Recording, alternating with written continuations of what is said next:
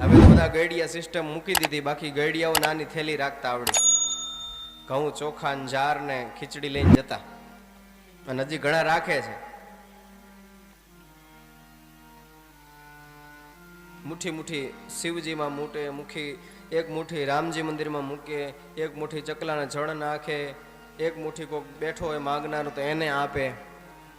આ 5 મુઠ્ઠીના પૂન જે આપણે કહેતા ને, એ આર્યાઈ પૂન.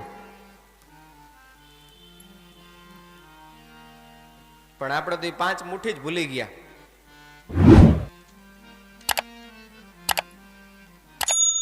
આખી વરને ખેતી કરી આવી, પણ કોઈ દી આપણે સાધુ સંતને મહાદેવ મંદિરમાં બ્રાહ્મણના ત્યાં પહેલા તો સમય હતો સાહેબ કે જ્યારે પહેલું અનાજ ઘરમાં આવતું ને ત્યારે સૌથી પહેલા મહાદેવમાં જાય, રામજી મંદિરમાં જાય, બ્રાહ્મણના અહીંયા જાય.